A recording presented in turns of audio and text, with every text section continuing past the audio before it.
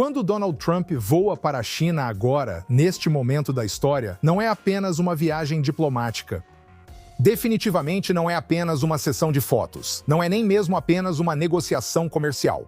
Isso é uma declaração dos interesses globais dos Estados Unidos em um momento em que o Oriente Médio não se trata mais apenas de petróleo. Não é mais só terrorismo, guerras regionais ou antigas rivalidades. Hoje, o Oriente Médio é agora um dos campos de batalha centrais na luta definidora do nosso tempo. A influência dos Estados Unidos da América versus a influência da República Popular da China. Veja o que a mídia ignora. Trump provavelmente não depende da China para estabilizar o Oriente Médio. Ele não vai pedir a Pequim para conter o Irã. Israel pode fazer isso, e Trump sabe. A estratégia dele provavelmente é exatamente o oposto. Trump quer que a China pare de desestabilizar o Oriente Médio. Porque agora, e sim, até mesmo agora, Pequim ainda está injetando dinheiro no Irã. Eles compram petróleo e transferem tecnologia. Eles estão construindo infraestrutura e fornecendo cobertura diplomática para manter o regime iraniano vivo, para mantê-lo respirando em seus últimos suspiros, ou por aparelhos, como o presidente Trump chama. E Trump quer que isso pare. Agora, por que o presidente Trump acha que tem vantagem? Porque agora, uma palavra, Hormuz, o Estreito de Hormuz, o Estreito Gargalo na parte inferior do Golfo Pérsico. Cerca de 50% do petróleo cru importado pela China passa por esse estreito. 50% de um país com 1,5 bilhão de pessoas, agora pense nisso. É aqui que a coisa fica bem real. Trump entende sobre pontos de estrangulamento porque os Estados Unidos também têm um. A China tem os Estados Unidos pelo pescoço em semicondutores, em minerais de terras raras, em manufatura avançada, nos chips dos nossos celulares, nos chips dos nossos caças, nos chips dos nossos sistemas de defesa antimísseis. A China se posicionou para dominar tudo isso. Os sistemas de IA, os satélites, as redes elétricas, as armas avançadas. Muito disso, muito do que usamos todos os dias, funciona com o que a China controla.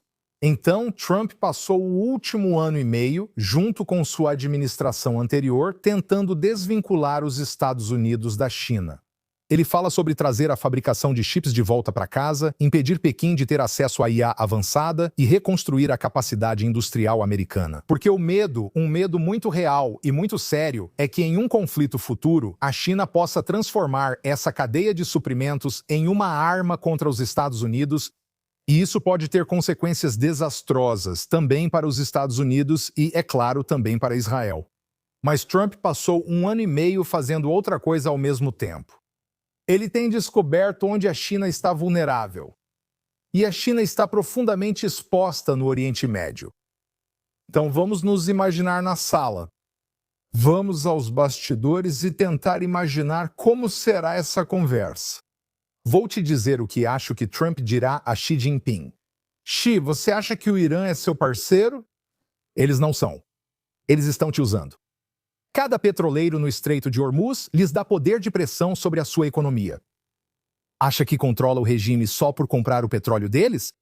Mas o regime controla o ponto crítico e sabe disso. Você depende de pessoas que criaram uma ideologia baseada na instabilidade. Eles pressionam as rotas marítimas, eles pressionam os mercados de energia, eles pressionam o Golfo. E a cada ano sua dependência deles, Xi, só aumenta. Quando fecham Hormuz, quem sofre mais? A Europa e nós saímos prejudicados. Mas vocês são os mais prejudicados. Então aqui está o ponto, Xi. O problema não é o Irã. O problema é o regime. Então, discretamente, a portas fechadas, acho que Trump provavelmente irá ainda mais longe. Ele vai dizer, talvez seja a hora de pensar além de preservar esse regime, Xi. Talvez a estabilidade duradoura do Oriente Médio exija sua substituição. Agora seria ingênuo pensarmos que Xi Jinping não vai reagir. Ele vai reagir com força e provavelmente vai dizer, Donald, mudança de regime cria incerteza. Olhe para o Iraque. Como vocês se saíram no Iraque? Olhe para a Líbia. Donald, vamos reformar o regime. É muito mais seguro do que correr os riscos de um colapso. Mas é claro, aqui está a ironia, e não podemos deixar de notar isso. A ideia de reforma da China não é a nossa ideia de reforma ocidental. A China reformou seu país economicamente, mas política e socialmente a China permaneceu agressivamente, e quero dizer agressivamente autoritária. Ela continuou opressiva. Então, quando a China fala em reforma no Irã, o que eles realmente querem dizer é: vamos manter o regime, deixar que eles mantenham sua ideologia opressora, só tornar isso menos desestabilizador. E aqui o presidente Trump rejeita isso completamente. No fundo, ele rejeita isso totalmente porque Trump entende algo fundamental. A ideologia não é secundária ao regime, a ideologia é o regime. Você não pode separar os dois. A Guarda Revolucionária Islâmica não existe para proteger uma nação. Ela existe para exportar uma revolução. Esse é todo o seu propósito. Aqui está algo fundamental para entendermos a China. A grande estratégia da China se baseia no único recurso que os chineses têm, o tempo. Eles têm uma noção de tempo que o Ocidente até esqueceu que existe. Pequim pensa em décadas e, às vezes, até em séculos. Já os Estados Unidos e grande parte do Ocidente pensam em ciclos eleitorais, 4 anos, talvez 8 anos. A China não realiza eleições reais. E isso lhes dá continuidade na liderança, continuidade para executar uma estratégia ao longo do tempo.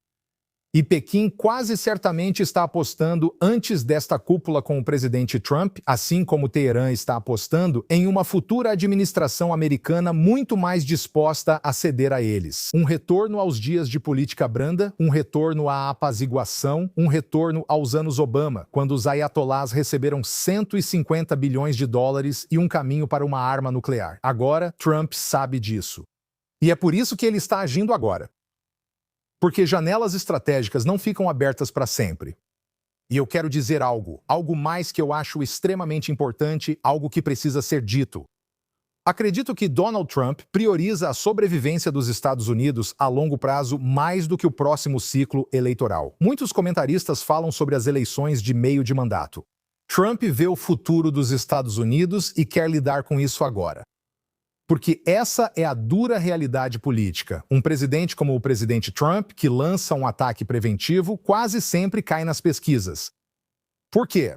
Porque no momento em que você neutraliza a ameaça, não pode mais provar que a ameaça existia e era um perigo.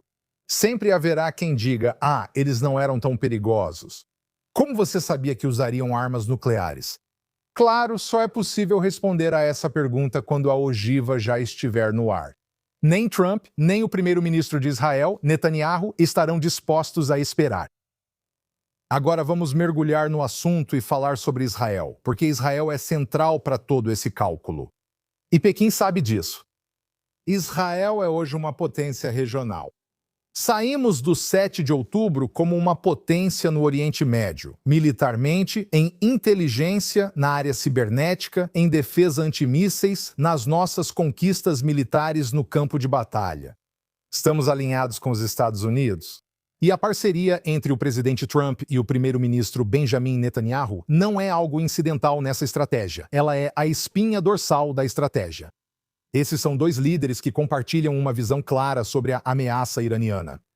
Eles se recusam a disfarçar isso. Eles não fingem que é possível negociar com o regime. Esse alinhamento é muito importante agora. Os chineses conhecem algo sobre essa aliança. Quando os iranianos vão às ruas, tanto dentro do Irã quanto em protestos ao redor do mundo para exigir liberdade desse regime, as bandeiras que eles estão agitando são bandeiras americanas e bandeiras israelenses. Não são bandeiras chinesas.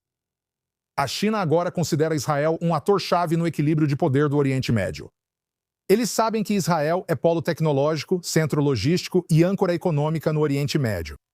Eles investiram pesadamente em infraestrutura, em portos por todo o Oriente Médio, até mesmo em Israel, e em tecnologia em toda a região. A China quer uma presença próxima às artérias do comércio global, e a principal artéria vai passar diretamente por Israel. E Trump também percebe isso.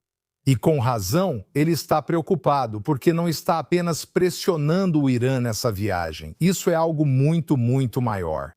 Ele está enfrentando a influência chinesa de longo prazo, que vem se espalhando por todo o Oriente Médio. Então vamos agora pegar essa informação e trazê-la para o nosso contexto. O que eu acho que essa viagem realmente significa é sobre energia. É sobre rotas de navegação. É sobre gargalos estratégicos. É sobre infraestrutura, é sobre portos marítimos, é sobre IA, sobre minerais de terras raras. Mais importante ainda, é sobre posicionamento militar e o futuro equilíbrio de poder neste planeta. Estamos à beira de uma mudança global. Vamos olhar para o ano de 2026 como o início do que vai se desenrolar nas próximas décadas entre a China e os Estados Unidos. Agora, a China tem paciência. A China tem continuidade. E Pequim está contando que o povo americano se canse, que o país e o povo americano mudem de rumo, elegendo alguém mais brando, alguém mais complacente, alguém que volte aos velhos hábitos.